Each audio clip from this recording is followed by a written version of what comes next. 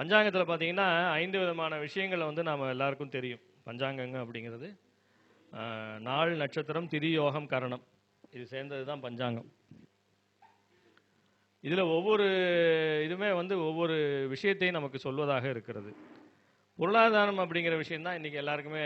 சுவாமிஜியும் அதை பற்றி தான் பேசிட்டு போனார். அதுக்கு முன்னாடி பேசினவங்களும் எல்லாரும் பொருளாதாரத்தை பற்றி தான் பேசினாங்க. இந்த பொருளாதாரம் அப்படிங்கிறது இந்த 5 பஞ்சாங்கத்தில் 5 விஷயங்கள் இருக்குது. நம்ம அது இல்லாமல் நமக்கு ஜாதகம் இருக்குது. அதில் 2ஆம் அதிபதி 11ஆம் அதிபதிங்கிறதெல்லாம் நம்ம பார்க்குறோம். அது ஒரு விஷயம், அது வந்து இருக்குது, அது இல்லைன்னு சொல்லலை. ஆனால் எல்லாருக்கும் அந்த பிராப்தம் இருக்கா? எல்லாரும் பொருளாதாரத்தில் சிறப்பாக இருக்காங்களான்னு பார்த்தா இல்லை. ஒருத்தன் பிறக்கும்போதே அரசனோட வயிற்றில் பிறக்கிறான், டாடா பிர்லா அம்பானின்னு பிறக்கிறான். ஒருத்தன் பிறக்கும்போதே என்ன பண்ணுறான்? பிளாட்ஃபாரத்தில் பிறக்கிறான். நம்மளை போல் இருக்கவாள்லாம் மிடில் கிளாஸில் பிறந்து அல்லல போடுறோம். ஒன்றும் இந்த மூலையும் இல்லை, அந்த மூலையும் இல்லை. இப்படி இருந்தாலும் கீழே இருந்தாலும் பிரச்சனை இல்லை சார், மேலே இருந்தாலும் பிரச்சனை இல்லை. நடுத்தரத்தில் பிறந்தவன் தான் மாட்டின் முழிக்கிறான். நாட்டில் 80% பேர் நம்மளை போல தான் வருமானத்தை என்ன பண்ணிகிட்டு இருக்கான்? ரொட்டேஷன் பண்ணி கடனை வாங்கி அதை பண்ணி இஎம்ஐ கட்டி என்ன பண்ணுற? வாழ்க்கை இஎம்ஐயிலே போயிடுது. அப்படி தான் போகுது.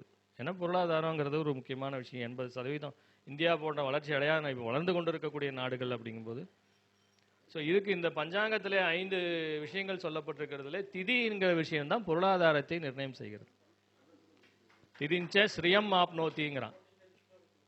என்ன சொல்கிறான்? திதிஞ்ச ஸ்ரீயம் ஆப்னோத்திங்கிறான். உன்னுடைய திதியை பிடி, உன்னுடைய பொருளாதாரத்தை சொல்லிடலாம். நாம் வந்து பாவக ரீதியாக 2ஆம் அதிபதியை பாரு, 11ஆம் அதிபதியை பாருங்கிறதுலாம் கரெக்டு, அது பாவம், ஜாதக கட்டங்களில் அது வந்துடுது. ஆனால் இது பேசிக்காக வர்றது எது? திதி தான் வருது.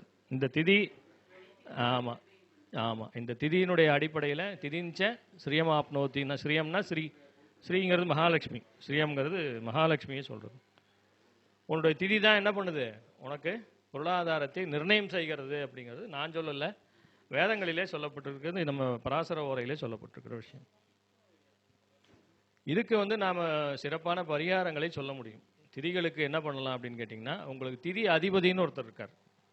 நவகிரகங்களும் திதி அதிபதினு கொடுத்துருக்கான். அதே போல் இவர்களையும் கொடுத்துருக்கான். நிறைய வந்து பஞ்சாங்கங்கள் எடுத்து பார்க்கும்போது அந்த திதி நாயகர்கள், திதி அதிபதிகள்னு கொடுத்துருப்பாங்க.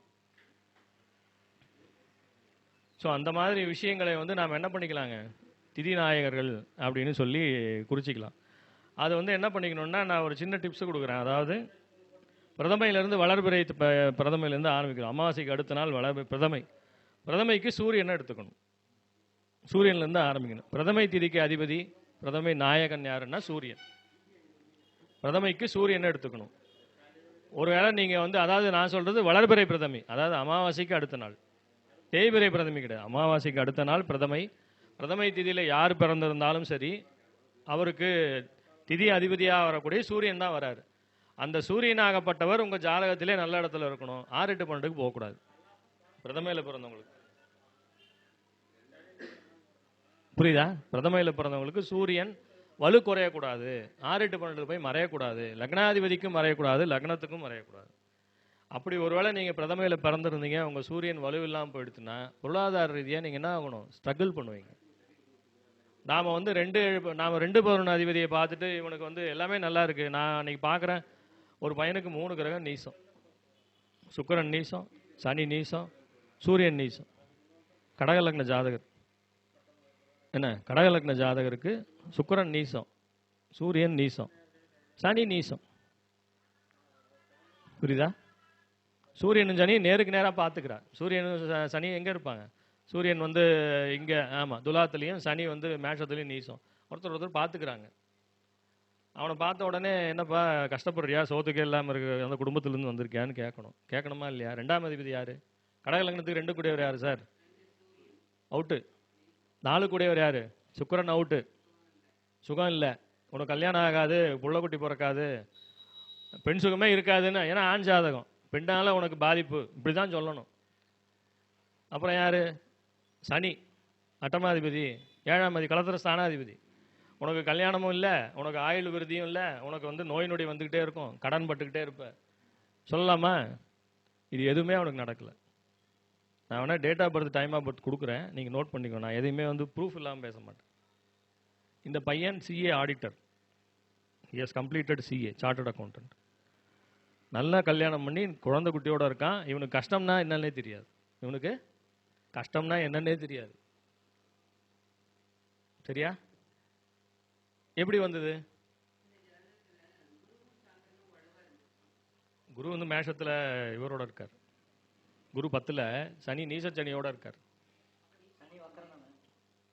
சனி குரு 2 பேரும் வைக்கிறோம். இப்போ சூரியன் தான் இங்க இருக்காரு, ஐப்பசி கீழே இருக்காரு, நேரம் மேல 7ஆம் பாவத்துல குரு சனி 2 பேரும் வக்கரமா தானே இருப்பான். இவனுக்கு போகும்போது நான் சொல்றேன் உங்களுக்கு, டேட் ஆஃப் பர்த்தே கொடுத்துட்றேன். நீங்க ஜாதகத்தை போட்டு நீங்க ஆய்வு பண்ணி எனக்கு சொல்லுங்க. இதுல வந்து திதி நாயகர் ரொம்ப வலுவா இருக்கார் சார். ஒரு விஷயமும் ஒன்னொன்னு சொல்லுது சார். திதி நாயகர் வலுவா இருந்தால் கண்டிப்பாக அவன் பொருளாதாரத்தில் கீழே போறதே இல்லை. சூன்யத்தை விட்டுருங்க சார். திதி நாயகன்னா யாரு? நான் ஒவ்வொரு திதியா சொல்றேன். பிரதமை திதிக்கு நாயகன் சூரியன், துதியைக்கு சந்திரன், திருதியைக்கு செவ்வாய். அடுத்தது யாரு? சதுர்த்தி, சதுர்த்திக்கு புதன். பஞ்சமி, பஞ்சமிக்கு குரு. சஷ்டி, சஷ்டிக்கு சுக்கிரன். அடுத்தது என்ன? சப்தமி, சப்தமிக்கு சனி. அஷ்டமிக்கு ராகு. நவமிக்கு ராகு கேது பாம்பு தான், நம்ம நாடி சிஸ்டம் தான். அங்கேயும் ராகு கேது ரெண்டும் ஒன்று தான், பாம்பு. அஷ்டமிக்கு பாம்பு. அடுத்தது நவமி, நவமிக்கு மறுபடியும் சூரியனை போட்டுக்கணும். 11 இல்லை 9, 8 முடிஞ்சு 9. 8 அஷ்டமி வரைக்கும் போட்டுடுறோம், சூரியன் சந்திரன் வரிசலாக போட்டுடுறோம். சனி முடிஞ்ச வாட்டி அஷ்டமிக்கு யாரை போட்டுடுறோம்? அஷ்டமிக்கு இவரோட முடிச்சிடுறோம், பாம்போட முடிச்சிடுறோம், ராகு கேதோட முடிச்சிடுறோம். அஷ்டமிக்கு அடுத்தது ஆமாம் ஆமாம், ராகு கேது ரெண்டும் ஒன்று தான், தனித்தனிலாம் கிடையாது, ஒன்று தான் அது. அஷ்டமியோட முடிச்சிடுறோம். அடுத்தது நவமி, நவமிக்கு மறுபடியும் சூரியனை போடுங்க.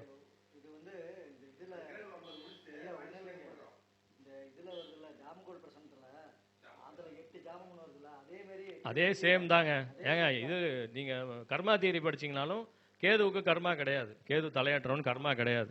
ராகுவோட நிறுத்திடுவாங்க. 8 தான், அதான் சொல்றேன். கேதுவுக்கு கர்மாவே கிடையாது. 27 நட்சத்திரத்துலையும் கேது கர்மாவே கிடையாது. ராகு கர்மாவோட முடிஞ்சுது. புரியுதுங்களா? ஸோ இதோட முடிஞ்சுது. அஷ்டமிக்கு அடுத்தது யாரு? நவமி. நவமிக்கு சூரியன், தசமிக்கு சந்திரன். அடுத்தது யாரு? ஏகாதசி. ஏகாதசிக்கு செவ்வாய், துவாதசிக்கு புதன், திரையோதசி குரு, திரையோதசிக்கு அடுத்தது சதுர்தசி, சதுர்தசிக்கு சுக்கிரன்.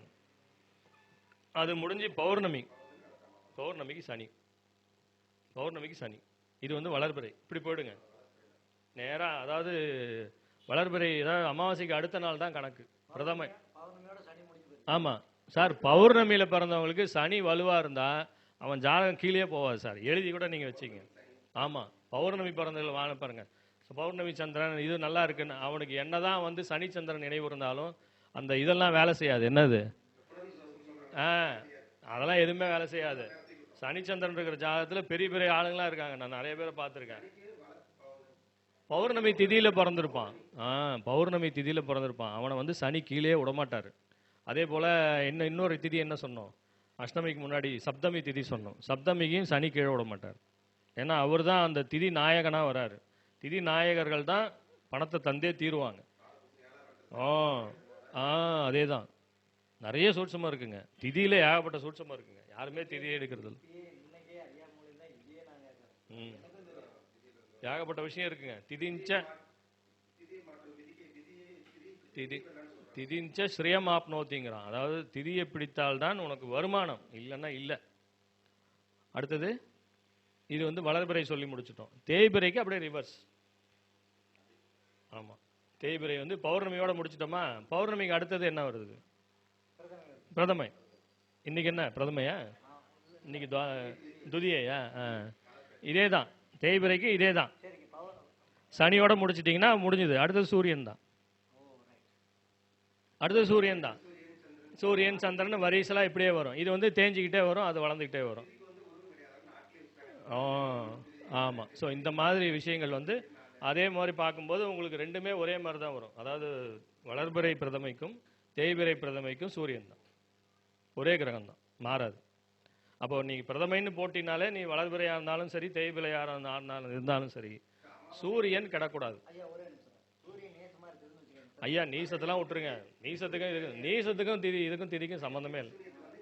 நீ 12 ராசியில் எங்கே வேணா பிறக்கலாம். ஐப்பசி மாதம் பிறந்தா அப்புறம் நீசமாக தான் இருக்கும். ஐப்பசி மாதம் 30 நாளும் அப்புறம் பிச்சைக்காரன் உள்ள தான் புள்ள பிறக்குமா, பணக்காரன் வெளில பிறக்காதா?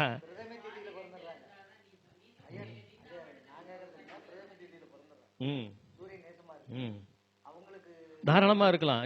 அதுவே லக்னமாக இருந்தா அதுதான் அங்கே தான் இருக்குது.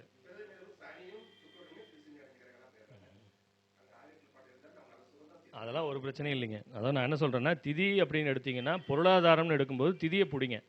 திதியில் நிறைய விஷயம் மறைஞ்சு கிடக்குதுங்க, அதை யாருமே எடுக்கிறது இல்லை. 2ஆம் அதிபதி 11ஆம் அதிபதினு இப்படியே போயிட்டுருக்குறாங்க. அதாவது ரெட்டைப்படை கேபியில் கூட ரெட்டைப்படை பாவங்கள்னு சொல்லுவாங்க. ரெட்டைப்படை 2, 4, 6, 8, 10, 12லாம் பொருளாதார புறம் சார்ந்த பாவங்கள், மற்றதெல்லாம் அகம் சார்ந்தது. ஒற்றைப்படையெல்லாம் அகம் சார்ந்ததுன்னு சொல்லிட்டு போயிடுவாங்க. ஆனால் திதிங்கிற விஷயம் இவ்வளோ விஷயங்களை செய்யுதுங்கிறது யாருக்கும் தெரியாது. யாரும் அந்த கோணத்தில் ஆய்வும் செய்யறது கிடையாது.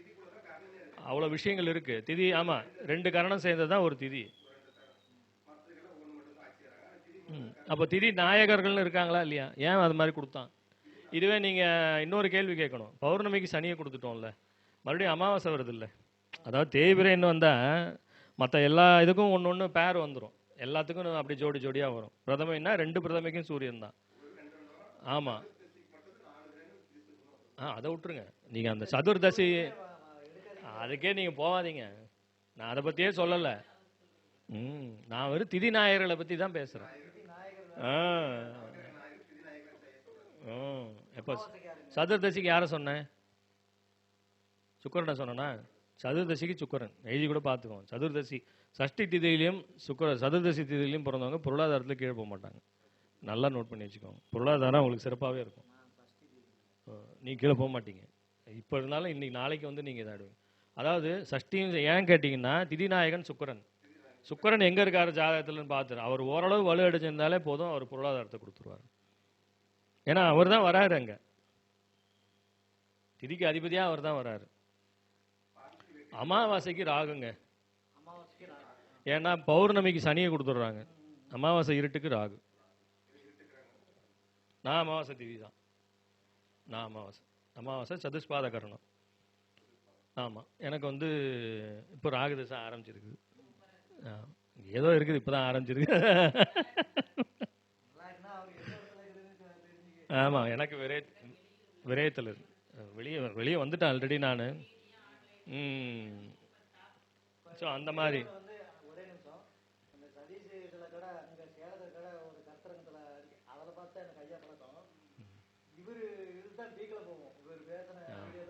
வீடியோ, என்னோட வீடியோ எப்பவுமே நல்லா. ஸோ இந்த மாதிரி என்ன பண்ணிக்கணும்னு கேட்டிங்கன்னா, உங்களுடைய திதிக்கு யார் அதிபதின்னு பார்த்து அந்த கிரகத்தை வழிபாடு பண்ணுங்க. புரியுதா? கொடுக்கல சார் நான் அமாவாசையில் பிறந்துட்டேன், எனக்கு ராகு திதி அதிபதி, எனக்கு ராகு கொடுக்கல, இல்லை ராகு திசையே வரல சார், அப்போ நான் கடைசி வரைக்கும் பணம் வராமலே போயிடுமா? அப்படிலாம் கிடையாது. திசாபுத்தி வந்தால் தான் கொடுக்குங்கிறதுலாம் கிடையாது. அது ஆரம்பத்துலேருந்தே கொடுத்துட்டு தான் இருக்கும். ஏதோ ஒரு இடத்துல புத்திநாதனாகவோ அந்தரநாதனாகவோ அப்புறம் எதுக்கு வராரு? சூஷ்மநாதனாக வராரு. அப்போ ராகுக்கு வலு இல்லாமல் போயிடுமா? கண்டிப்பாக 100க்கு 100 கொடுத்தே தீரணும். கொடுக்காமலாம் போகாது. நீ என்ன பண்ணணும்? ராகுவை பிரீதி பண்ணணும். இல்லை ராகுவுக்கு அதிதேவதை யாரோ அவங்கள பிரீதி பண்ணணும்.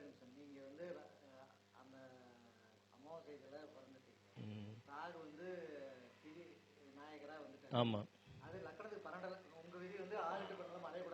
மறையக்கூடாதுன்னா மறைஞ்சிருச்சுன்னா வலு குறைஞ்சிருவாங்கங்க. அப்போ வந்து அவங்களால உங்களுக்கு முழுசாக தர முடியாது. சார் நீங்கள் எனக்கு வேண்டப்பட்டவர் சார், நான் வந்து ஒரு 1 லட்ச ரூபா உங்கள்கிட்ட கேட்டிருக்கேன், நீங்கள் நல்லா இருந்தால் கொடுப்பீங்களா? வீணாக போயிட்டா நீங்கள் எப்படி சார் கொடுப்பீங்க? நானே இங்கே வடிவேலு கேஸ் மாதிரி தான். தம்பி உனக்கு கொடுக்கணும்னு ஆசை தான், அண்ணன்ட்ட சிங்கிள் டீக்கே காசு இல்லை, நான் எப்படி தம்பி கொடுப்பேன்னு வடிவேலு ஒரு படத்தில் சொல்லுவாரா இல்லையா? அந்த மாதிரி அண்ணன் சிங்கிள் டீக்கே வழி இல்லாத போது அவர் 1 லட்ச ரூபா கொடுக்கறதுக்கு ரெடி. என்னங்க, அவர் 1 லட்ச ரூபா கொடுக்கறதுக்கு ரெடி. ஆனால் அண்ணனுக்கு சிங்கிள் டீக்கே வழி இல்லைங்கும் போது அவர் எப்படி 1 லட்ச ரூபா கொடுப்பாரு? அந்த கதி தான் ராகுவோட கதி. ராகு நமக்கு கொடுக்க தயாராக இருக்காரு, ஆனால் அவர்கிட்ட இல்லையே. புரியுதா? இருந்தால் தானே கொடுக்க முடியும். சட்டையில் இருந்தால் தானே ஆப்பையில் வரும். அதுதான் அது, வேற ஒன்றும் இல்லை. அப்போ அந்த ராகுவை பிரீதி செய்யணும். நான் இதுக்குன்னா ஒரு உதாரணத்துக்காக சொல்கிறேன். உங்கள் திதி என்னங்கிறத நீங்கள் பார்த்துக்கோங்க. உங்கள் திதி அதிபதி யாருங்கிறதும் பார்த்துக்கோங்க. நவகிரகங்களில் ஏதாவது ஒன்று அதிபதியாக வரும், ஏதோ ஒன்று வந்தே தான் தீரணும். அப்போ அதனுடைய அதிதேவதையை பிடிங்க, அந்த கிரகத்தை பிடிங்க, அந்த கிரகத்தோட அதிதேவதையை பிடிங்க, அதை பிரீதி பண்ணுங்க. சனிக்கு வந்தால் நீங்கள் என்ன பண்ணுங்க, நேராக சனியை பிரீதி பண்ணுங்க, அது நல்ல விஷயம். தர்மராஜன் யமதர்மனை பிரீதி பண்ணுங்க. சனி யாருக்கெல்லாம் திதி அதிபதியாக வருதோ யாருக்கு வரும்? பௌர்ணமியில் பிறந்தவங்களுக்கு வரும். அதே போல் சப்தமியில் பிறந்தவங்களுக்கு வரும்.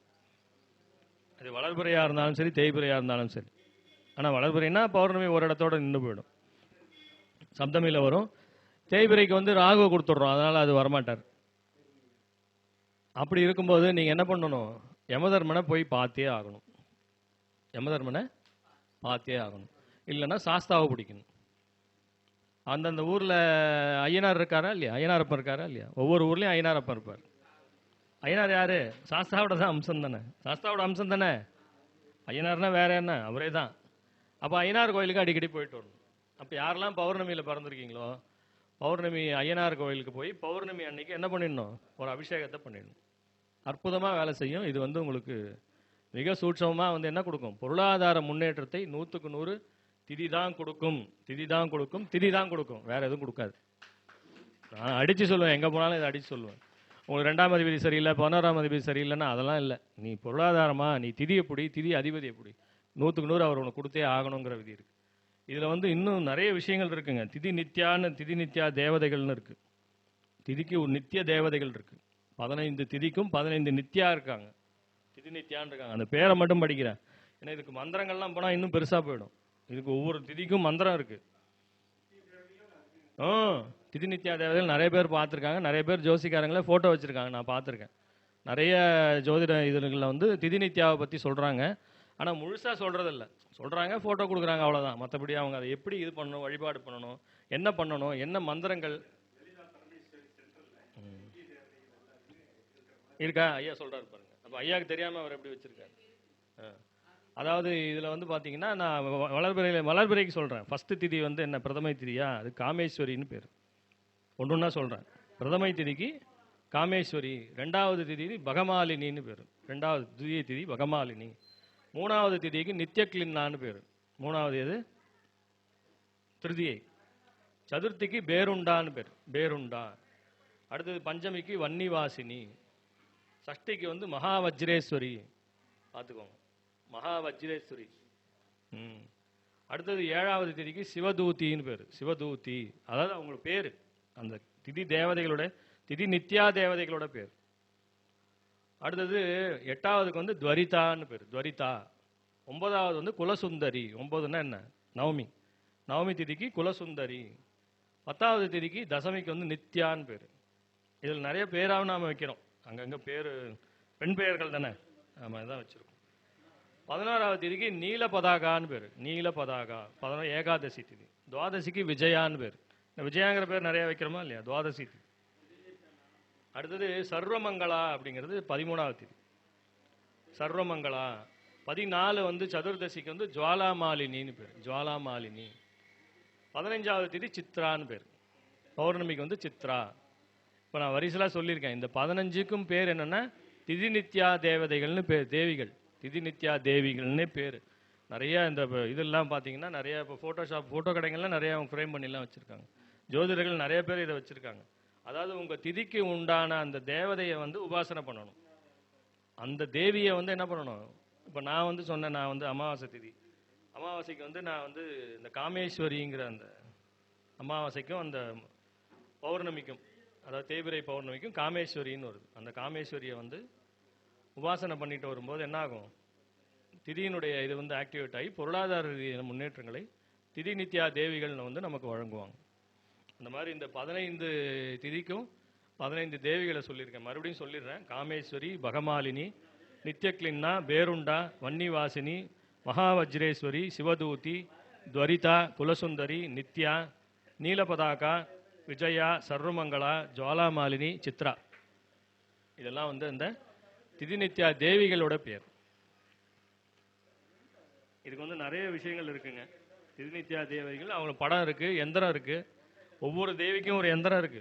அந்த திதிக்கு உண்டான எந்திரங்களை வச்சு நீங்க என்ன பண்ணலாம்? மிகச்சிறப்பான பொருளாதார முன்னேற்றத்தை அடைய முடியும். எந்திரங்கள் வந்து அந்த திதிக்குன்னு தனியாக உண்டுங்க. அந்த தேவியோட படத்தை போட்டு அதோட எந்திரங்களை செஞ்சு அதை வந்து அந்த பீஜ மந்திரங்களும் இருக்கு. பீஜம்னா என்னங்க? அந்த பீஜம் அடிப்படை மந்திரம் ஒன்று இருக்கு, பீஜ மந்திரம்னு சொல்றது. அந்த பீஜ மந்திரங்களை சொல்லி அந்தந்த தேவிகளை ஒண்ணுமே தெரியலையா? இப்போ ஓம் காமேஸ்வரியை நமஹ வேற ஒன்றும் தெரியல. நான் வந்து அமாவாசையில் பிறந்துட்டேன், பிரதமையில் பிறந்துட்டேன், எனக்கு வந்து வேற எல்லாம் உச்சரிக்க தெரியாது, சமஸ்கிருதம் வாயில நுழையாது, என்ன பண்ணலாம்? பேரை மட்டும் சொல்லு.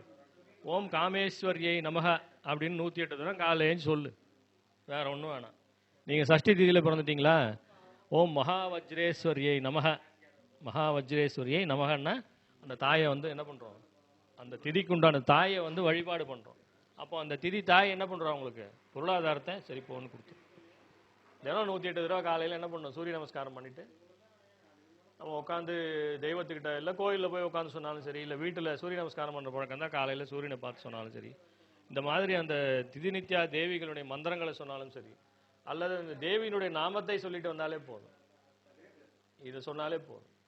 அதுக்கு தான் அந்த 15 தேவதைகளோட பேரையும் நான் சொல்லியிருக்கேன். அந்த 15 தேவதைகளையும் அந்தந்த திதிக்கு உண்டானவங்க அந்தந்த தேவதையை வந்து என்ன பண்ணணும், வழிபாடு பண்ணணும். அப்படி பண்ணும்போது திதியின் மூலமாக உங்களுக்கு கிடைக்கக்கூடிய செல்வ செழிப்புகள் தடை இல்லாமல் கிடைக்கும்.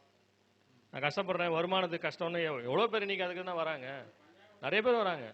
நீங்கள் 2ஆம் அதிபதி ஆக்டிவேட் பண்ணுங்கள், தனத்தாரையை ஆக்டிவேட் பண்ணுங்கள், நீங்கள் வந்து அதுக்குண்டான இதுக்கெல்லாம் போங்க, கோயிலுக்கெல்லாம் எவ்வளோ சொல்கிறோம், ஆனால் வேலை செய்யலை. என்ன பண்ணுறீங்க, தசாபுத்தி இழுத்து பிடிக்குது சார், தசாபுத்தி கட்டு போடுது, அந்த கட்டை எப்படி சார் உடைப்பீங்க? கட்டுதா இல்லையா? என்னதான் பண்ணாலும் உனக்கு கர்மாவுக்கு தகுந்த மாதிரி தான் அது படி அளக்கும், அதுக்கு மேலே 1 ரூபா கூட சேர்த்து கிடைக்காது. உனக்கு என்ன இருக்கோ அதுதான். அதனால பதவி பூர்வ புண்ணியானாம்ட்டான், ஒரே வார்த்தையில் என்ன சொல்றான், பதவி பூர்வ புண்ணியானாம். நீ பூர்வத்தில் என்ன பண்ணியோ. அதனாலதான் கனகதாரா ஸ்தோத்திரத்தை பத்தி நான் சொல்லியிருந்தேன். கனகதாரா ஸ்தோத்திரம்ங்கிறது ஆதிசங்கர பகவத் பாதர். ஆதிசங்கரர் சின்ன குழந்தை, 3-4 வயசு குழந்தை. ஈஸ்வரன் தான் ஆதிசங்கரர், வேற யாரும். ஈஸ்வரனே வந்து குழந்தையா பிறந்து வரான். பிறந்து வந்தான்னா பிராமணன் வந்து உஞ்சவிருதி தான் எடுக்கணும். பிராமணன் வந்து தொழில் செய்யக்கூடாது, எந்த வேலைக்கும் போகக்கூடாது. அவன் கோயிலுக்கு போய் பகவானுக்கு என்ன பண்ணணும், கைங்கரியம் பண்ணணும். பண்ணிட்டு சாப்பாட்டுக்கு என்ன பண்ணுவான், சாப்பாட்டு ஜீவனம் இருக்கோ இல்லையா, தானம் கேட்கணும். உஞ்சவிருத்தின்னு பேர், உஞ்சவிருதி தான் எடுக்கணும். நாளைக்குன்னு அவன் எடுத்தே வைக்கக்கூடாது. பிராமண வீட்டில் 1 கிலோ அரிசி கூட வச்சுக்கூடாது. இது வந்து சாஸ்திரத்தில் சொல்லப்பட்டிருக்கு. கடந்த நூற்றாண்டு வரைக்கும் பிராமணன் அப்படி தான் வாழ்ந்திருக்கான். நம்ம வந்து பிராமண துவேஷங்கிறது இன்னைக்கு அதிகமாகிடுது, அது வேற விஷயம். கலிகாலம் அப்படி தான் ஆகும். அவனும் என்ன பண்ணிட்டான், குல தெய்வங்களெல்லாம் விட்டுட்டு வேணாண்டா சாமி, இந்த வம்பே வேண்டான்ட்டு ஓடி போயிட்டான். எந்தெந்த ஊரில் எங்கெங்கே படிச்சுட்டு வேலைக்கு போகணுமோ வெளிநாடுகளில் போய் சுபிக்ஷமாக இருக்கான். இன்றைக்கி வந்து எந்த பிராமணனும் கஷ்டப்படலை சார், எங்கே வேணாலும் போங்க, படிச்சுட்டு பெரிய பெரிய இடத்துலலாம் யார் இருக்கான், அவன் தான் இருக்கான், சயின்டிஸ்டாக இருக்கான், சாஃப்ட்வேரில் இருக்கான். ஏன் இருக்கான், நாம் கூட்டு நசுக்குன்னு நசுக்கிட்டோம், ஓடி போயிட்டான், அவ்வளோதான். ஆனால் அவன் எங்கே இருந்தாலும் அவன் பொழைச்சிக்க போகிறான், அது வேற விஷயம். எதுக்கு சொல்கிறேன்னா, பிராமணனுக்குன்னு ஒரு தர்மம் உண்டு. தர்மம் என்ன சொல்லுது, உஞ்சவிருதி தான் எடுக்க சொல்லுது, பிட்சை எடுக்க சொல்லுது. சார் பிராமணனா பிறந்துட்டா பிட்சை எடு, வைசியனா பிறந்தா வியாபாரம் பண்ணு. எப்படி சார், சத்திரியனா இருந்தா சண்டைக்கு போ, இது பண்ணு, தேசத்தை காப்பாத்துங்கிறான். ஒவ்வொரு அதுதான் வர்ணாசிரம தர்மம்னே சொல்லியிருக்கானா இல்லையா. அதெல்லாம் வர்ணாசிரமம் அந்த காலத்தில் இருந்தது, வர்ணாசிரம தர்மம். இந்த காலத்தில் அதெல்லாம் ஒன்றும் இல்லை. அதனால் அந்த வர்ணாசிரம முறைப்படி அந்த ஈஸ்வரன் பிக்ஷை எடுக்க போகிறார். எங்கே, ஒரு அக்ரகாரத்துக்குள்ளே போகிறார். பௌதி பிக்ஷாந்தேகின்னு கேட்குறார். 3 தடவைக்கு மேலே கேட்க மாட்டாங்க, எந்த குழந்தையாக இருந்தாலும் சரி பிரிவுனா. பௌதி பிக்ஷாந்தேகின்னு 3 தடவை கேட்பான். போடலைன்னா அடுத்த வீட்டுக்கு போயிடும். இந்த குழந்தை பார்க்குறான், இத்தினோண்டு 3-4 வயசு குழந்தை வந்து கேட்குறான், பௌதி பிக்ஷாந்தேகின்னு கேட்குறான். அந்த அம்மா பார்க்குறா, ஜன்னல்லேருந்து எட்டி பார்க்குறான், யாருன்னா வந்திருக்கான்னு. அப்படியே சிவஸ்வரூபமாக அப்படியே ஜொலிக்கிறான் குழந்தை, தக தக தகன்னு மின்றான்.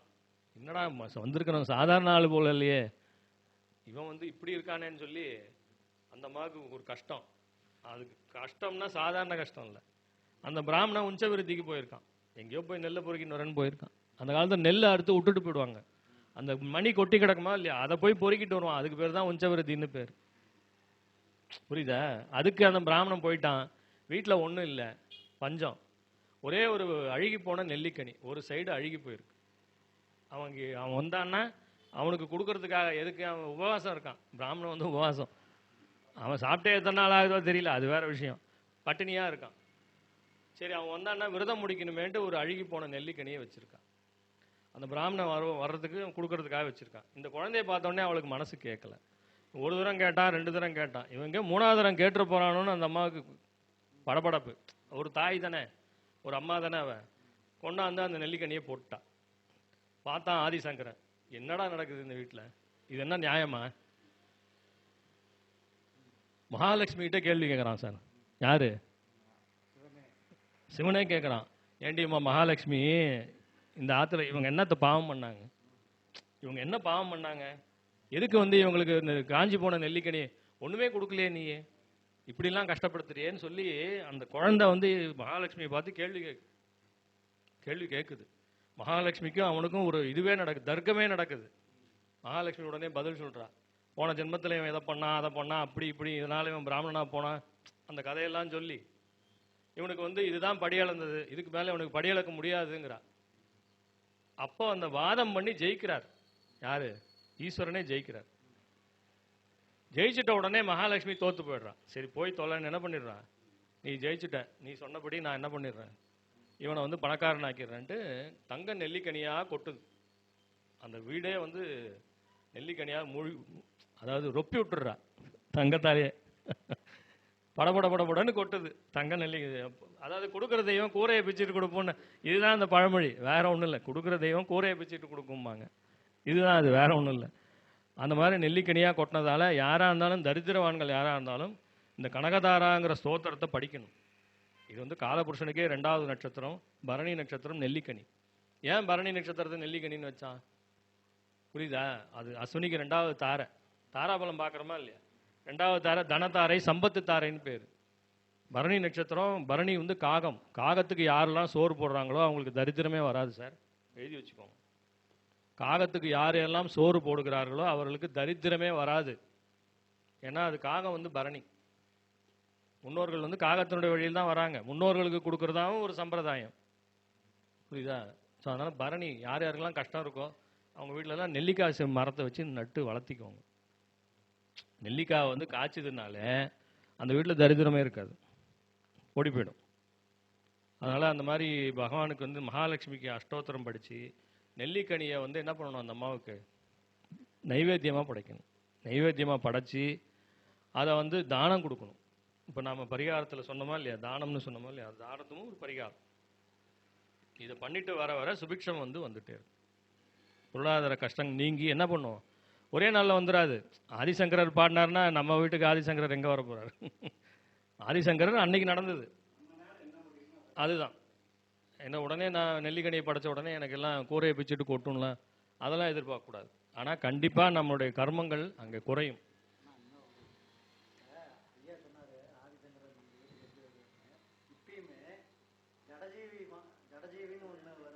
ஆமாம், அதாவது ஜீவராசின்னு சொல்லி மிதுனம், கன்னி, தனுசு, இந்த தனுசு, இந்த மீனம், இந்த 4 ராசியும் ஜடஜீவி. அதில் சூரியன் போகும்போது பஞ்சாங்கத்தில் பாருங்கள் ஜடஜீவி நாள்னு ஒன்று போட்டிருப்பாங்க.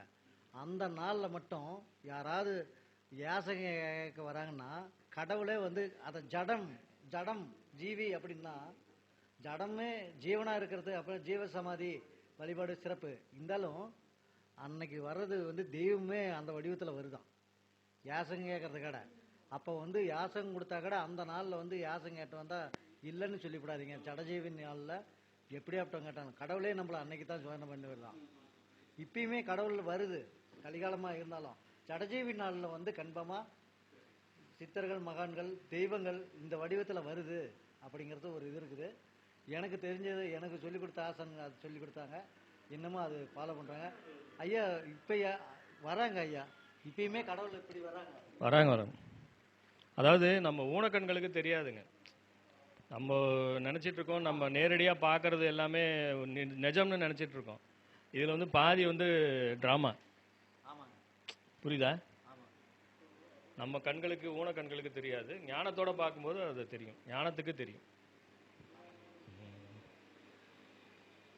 ஸோ அந்த மாதிரி விஷயங்கள் நிறைய இருக்குங்க. அதாவது இது எதுக்கு சொல்கிறோம் அப்படின்னா, திதியை பிடித்தால் நமக்கு வந்து பொருளாதார வெற்றி அப்படிங்கிறது திதியில் தான் இருக்குது அப்படிங்கிறதுக்காக இப்போ திதிஞ்ச ஸ்ரீயம் ஆப்னோத்தி அப்படிங்கிறோம்.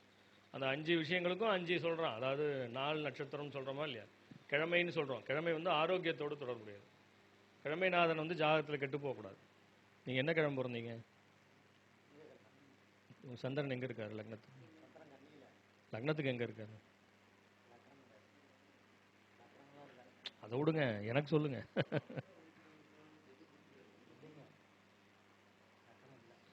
அதனால் அந்த லக்னத்துக்கு வந்து சந்திரன் வந்து நல்லா வலுவா அந்தந்த கிழமைநாதன் வலுவாக இருக்கணும். அப்படி இருக்கும்போது ஆரோக்கியத்தில் குறைபாடுகள் வர்றதில்லை. அந்த கிழமைநாதனை வச்சு நம்ம ஆரோக்கியத்தினுடைய விஷயங்களை ஆமாம் அந்த 6, 8, 12ங்கிறது நாம் வந்து பொதுவாக திசாபுத்திகள் அப்படி இப்படின்னு சொல்கிறோம். மாரகாதிபதி பாதகாதிபதினு எல்லாமே சொல்லிடுறோம். அதெல்லாம் ஒரு விஷயம் இருந்தாலும் கிழமைநாதன் கெடாத வரைக்கும் எவ்வளோ பெரிய கண்டமே வந்தாலும் அதை வந்து தாண்டி வர்றவங்க நிறைய பேர் இருக்காங்க. நிறைய விஷயங்கள் சொல்கிறாருல்ல. ஆமாம். ஸோ அந்த மாதிரி அந்த கிழமைநாதனுக்குன்னு ஒரு பவர் உண்டுங்க. ஸோ அந்த வேலையை அவர் செஞ்சுருவார். எப்படி திதிநாதனுக்கு வந்து பொருளாதாரத்தை கொடுக்கக்கூடிய ஒரு இது இருக்கோ அந்த மாதிரி கிழமைநாதனுக்கு ஆரோக்கியத்தை கொடுக்கக்கூடிய அந்த வழிமுறைகள் இருக்குது. கரணேஷு காரிய சித்தி. ஒரு காரியத்தை பண்ணணும்னா அந்த கரணம் பார்த்து செய்யணும். அந்த கரணம் பார்த்து அந்த காரியத்தை செய்யும்போது என்ன ஆகிடுதுங்க, மிகச்சிறப்பான பலன்களை எல்லாம் நம்ம வந்து அதில் வந்து அறுவடை செய்ய முடியும். கண்டிப்பாக செய்ய முடியும். நிறைய விஷயங்கள் இருக்குங்க. ஒரு சில விஷயங்கள் ஐயா ஒருத்தர் திரிசூன்யம் பேசிகிட்டு இருந்தார். நான் அதை வந்து பெருசாக எடுக்கிறது இல்லைன்னா எடுக்கக்கூடாதுங்கிற எண்ணம்லாம் கிடையாது. வெற்றி சதவீதம் ரொம்ப கம்மி என்னை பொறுத்த வரைக்கும்.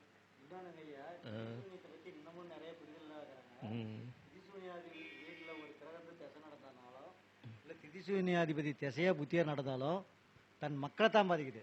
மக்கள் வழியில் ஐயோ என் பையனுக்கு பிடிக்குது, என் பிள்ளைக்கு பிடிக்குது, அது மாதிரி குழந்தைங்களை பாதிக்குது திதிசூன்யாதிபதி. அது நான் பார்த்த வரைக்கும் அனைத்து ஜாதகத்துலேயும் அதுதான். அது ஜிகே ஐயாவும் அதுதான் சொல்லுவார். இல்லை நான் வந்து ஒரு சில விஷயங்கள் பார்க்குறேங்க. ஒரு சில எல்லா விஷயங்களையும் பார்க்குறதில்ல. இப்போ சதுர்தசி திதின்னு சொன்னாரா இல்லையா? சதுர்தசி திதியில் பிறந்தவங்க பாருங்கள், நிறைய பேர் பொருளாதாரத்தில் அவங்க வந்து கீழே போகிறதே கிடையாது. நிறைய பேரை நான் பார்த்துட்டேன். 100% இந்த சஷ்டி திதியும் சதுர்தசி திதியும் சுக்கிரனுடைய ஒரு இதில் வருதுங்க, ஆதிக்கத்தின் கீழே வருது. ஏன்னா திதிநாயகனாக வர்றது சுக்கிரன் தான் வராரு. அவருடைய திதியில் வரும்போது அவர் அந்த பொருளாதாரத்தை கொடுப்பதற்கு கடமைப்பட்டிருக்கிறார். அதனால் சதுர்தசி திதியில் பிறந்தவங்க, எங்கள் வீட்டில் 2 பேர் சதுர்தசி. அது எனக்கு தெரியல, அந்த அளவு தெரியல அவங்க எதை வச்சு சொல்கிறாங்க. ஏன்னா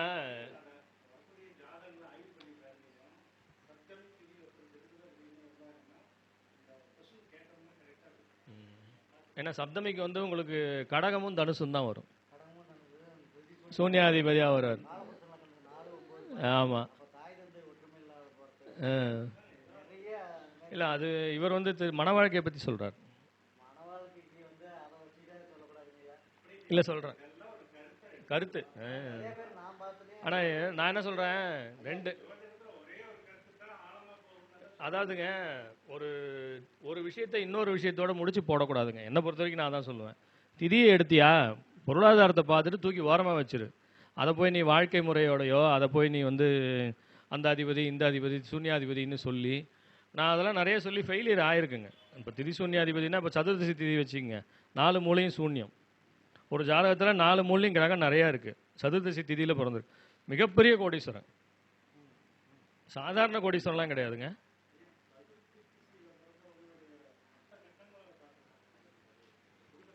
இல்லை நீங்கள் வேற என்ன சொல்கிறீங்க? என்ன சொல்றாரு, சஷ்டி திதியும் சதுர்த்தி திதியும் சுக்கிரனோட ஆதிக்கம் பொருளாதாரத்தை கெடுக்கல, நல்லா வச்சிருக்கிறாங்க அப்படிங்கிறாங்க. நாம் என்ன சொல்கிறோம் சார், 4 மூலை சூன்யம் சார். நம்ம கணக்கு படி 4 மூலை சூன்யம். அவருக்கு 2ஆம் பாவம் 11ஆம் பாவமே சூன்யம். எப்படி சார்? 2ஆம் பாவம் 11ஆம் பாவம் சூன்யம். ஆனால் சார் குடும்பம் அற்புதமான குடும்பம். அந்த மாதிரி குடும்பம்லாம் நீங்கள் பார்க்க முடியாது. அப்பா நல்லா தந்தையோட சொல்லுக்கு கட்டுப்பட்டு நடக்கக்கூடிய குடும்பம் அது. சதுர்தசி திதி தான் அவர். 4 மூலையும் சூன்யம் தான் அவருக்கு. இப்போ குருவும் புதனும் சூன்யாதிபதியாக வந்துடுறாங்க. இப்போ 4 மூலை சூன்யம் சார் விடுங்க. இப்போ 4 மூலை அவுட்டு. ஏதாவது உபய வீடுகள் 4 அவுட்டு. அதான் பொது கருத்துப்படி, நான் உங்களை சொல்லலை, பொதுவாக கருத்து. 4 மூலையும் போயிடுச்சு. அப்போ 12 ராசியில் 4 ராசி போயிடுச்சு. இப்போ அந்த 2 கிரகம் ஒரு இடத்துல இருக்கும்ல. எங்கே? புதன் ஒரு கட்டத்தில் இருப்பாரா, குரு ஒரு கட்டத்தில் இருப்பாரா? அப்போ அந்த 2ம் அவுட்டா என்னங்கய்யா? அந்த 4 வீடும் அவுட்டு.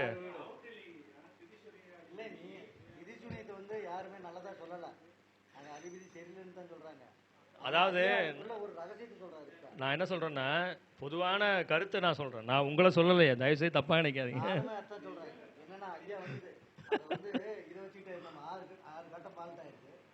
சார் 12 கட்டத்தில் 6 கட்டம் ஃபால்ட்டு சார்.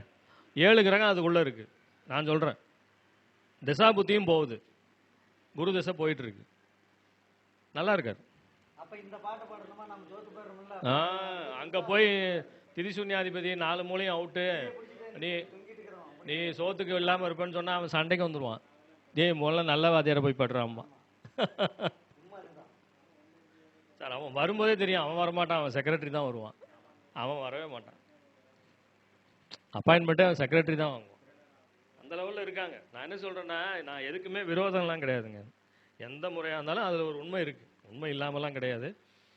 இது வந்து நிறைய ஆசிரியர்கள் வந்து இதை வேறு விதமாக சொல்லியிருக்காங்க. அதாவது மூல நூல்களில் என்ன சொல்லப்பட்டிருக்குன்னா, நான் அது ஒரு விஷயம் சொல்கிறேன், அதுக்கு ரெஃபரன்ஸ் வேணாலும் நான் உங்களுக்கு தரேன், அதெல்லாம் ஒன்றும் நான் எதுவும் சொல்லலை. இது வந்து சமீப காலத்தில் உண்டானது, இதெல்லாம் மூல நூல்களில் கிடையாது. மூல நூல்கள் என்ன இருக்குன்னு கேட்டால், உதாரணத்துக்கு நான் சொல்கிறேன், ஒரு மேஷராசியில் நீங்கள் பிறந்திருக்கீங்க, மேஷராசியை எந்த திதி தொடும்?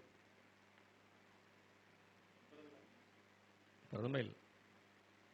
நீங்கள் அந்த சூன்ய கணக்கு சொன்னீங்கல்ல, சூனிய கணக்கு சொல்றீங்கல்ல, இந்த மேஷத்துக்குன்னு ஒரு திதி சூனிய அடையும் இல்லை. மேஷத்துக்கு வந்து என்ன எந்த எந்த எந்த திதி சூனியம் அடையுது அப்படின்னு அவர் கேட்குறாரு, ஐயா கேட்குற அர்த்தம். சஷ்டி, சஷ்டியில் என்ன மேஷமும் சிம்மமும் வந்துருதா? வந்துருதா? அவங்க என்ன சொல்றாங்க, ராசி சூன்ய திதிகள்னு தான் சொல்லியிருக்காங்க. என்னங்க ராசி சூன்ய திதிகள் அப்படின்னா, நீ மேஷ ராசியில பிறந்திருந்தால் சஷ்டி திதியில நல்லது கெட்டது பண்ணாத, பொருளாதார விஷயங்கள்ல ஜாக்கிரதையாயிரு. எப்படி? சஷ்டி திதியில பண்ணினா புடிங்கிட்டு போயிடும். நான் இப்போ என்ன சொன்னேன், திதியில பணம் இருக்குன்னு சொன்னேன். திதி தான் வந்து என்ன பண்ணு, ஸ்ரீயம் ஆப்னோத்தின்னா பணத்தை தரக்கூடிய திதி தான் திதி அதிபதினு சொன்னேன். இவ்வளோ நான் சொல்லிட்டு இருந்தேன், ஐயா சாப்பிட போயிட்டாரு. திதி அதிபதிகள் பணத்தை தருவார்கள். பொருளாதாரத்தை திதி மூலியமாக பிடிக்கணும். 2ஆம் அதிபதி 11ஆம் அதிபதிலாம் உண்டு, அதெல்லாம் இல்லைன்னு சொல்லலை. ஆனால் திதிக்கு ஒரு அதிபதி உண்டு, அந்த திதி மூலியமாக பொருளாதார முன்னேற்றம் உண்டாகும். வேதங்களில் சொல்லப்பட்டதான், நான் புதுசாலாம் ஒன்றும் சொல்ல சாமி, நான் இருக்கிறதான் சொல்கிறேன். பராசர ஓரையில் இருக்கிறத மட்டும் நான் சொல்கிறேன். அதனால் நீங்கள் வந்து மேஷ ராசியில் பிறந்திருந்தால் நீங்கள் அவாய்ட் பண்ண வேண்டிய திதி சஷ்டி திதி. நீங்கள் ரிஷபராசியில் பிறந்திருந்தால் சதுர்த்தி திதி. சிம்ம ராசியில் பிறந்திருந்தால் 4-5 திதி வரும். சிம்ம ராசிக்கு மட்டும் ரொம்ப ஜாக்கிரதையாக டீல் பண்ணணும். ஏன் டீல் பண்ணணும்? சஷ்டி திதி ஆகாது.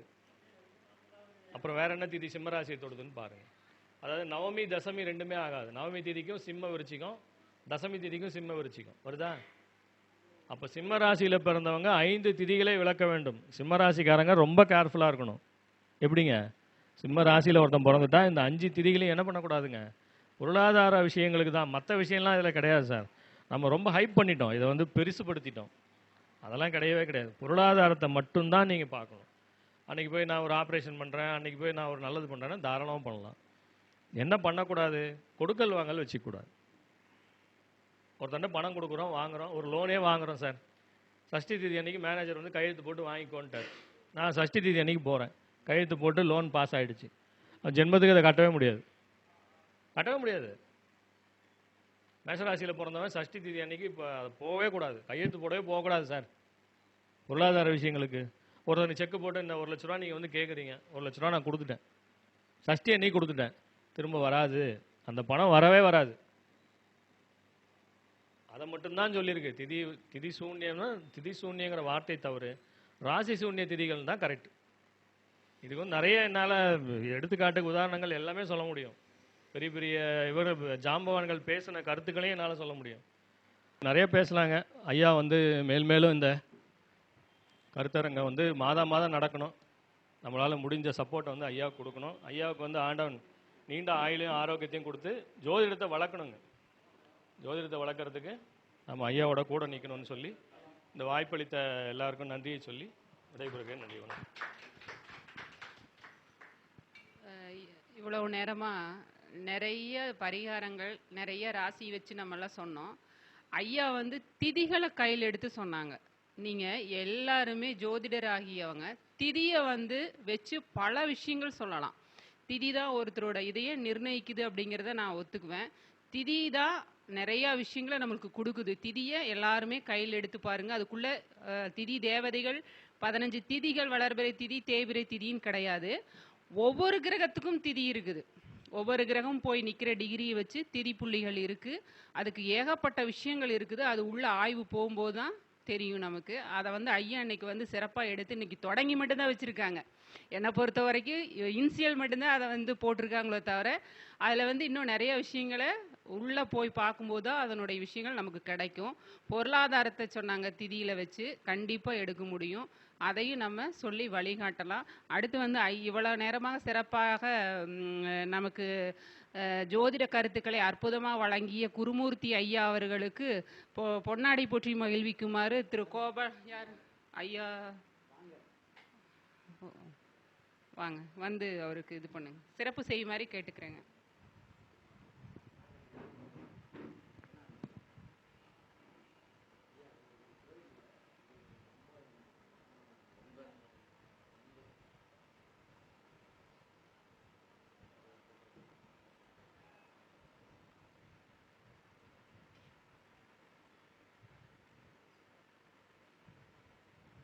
சிறப்பு செய்த ராஜா கண்ண ஐயா அவர்களுக்கு நன்றியையும் வணக்கத்தையும் தெரிவித்துக் கொள்கிறாங்க.